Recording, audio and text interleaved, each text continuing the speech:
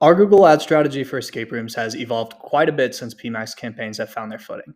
And the way we run our campaigns now is entirely different than it was 2 years ago, which means it's time to put together some updated Google Ads tricks. Hey everyone, I'm Jake Deball with Birch Design Group, and today I'll be continuing our escape room marketing checklist series with a video on 5 essential Google Ads best practices for escape rooms. As the lead paid media specialist here at Birch River, I've managed over $1 million in escape room ad spend and have driven over $6 million in revenue for our escape room clients through the years. In this video, I'm going to be breaking down a few key areas in Google Ads where I constantly see mistakes being made when I take over new ad accounts. So let's get into it. Tip number 1, create at least one search campaign and one performance max campaign. Search campaigns are king for escape rooms because you get to serve ads for people with a direct demand for escape rooms. That means people who are actively looking to do an escape room.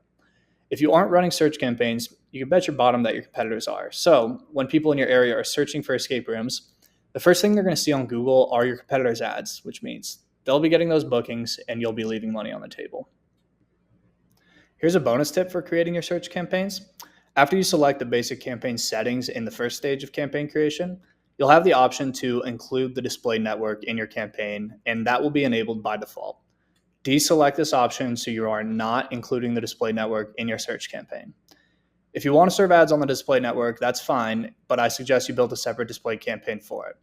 In my personal experience with the display network for escape rooms, it generates far more spammy bot traffic, and the return on ad spend is nowhere near what we see with search and PMAX. So search and PMAX are my two recommended options. In terms of setting the budget for your PMAX campaign, I generally use about 10 to 20% of an account's total budget on that campaign. So if your total daily budget is $50, I would use $5 to $10 per day on PMAX campaigns and the rest on the search campaigns. Tip number 2, segment your search keywords by campaign. We know a lot of escape room owners want to advertise for people looking for things to do or corporate events and team building, but it's important to keep these efforts separate from your escape room campaign. Your escape room campaign will always be your main breadwinner and should only include escape room related keywords. If you include your things to do and corporate events keywords in your escape room campaign, you'll throw off the machine learning and your escape room campaign will never reach its full potential. If you want to advertise to people looking for things to do or corporate events and team building, build out a separate campaign for each of those efforts, and this also allows you to assign a dedicated budget to each of those efforts. Okay, tip number 3, add segmented location targeting instead of targeting by radius. When you go to set the location targeting for your ad campaigns, refrain from using a radius target and instead segment your locations by either zip code or city name.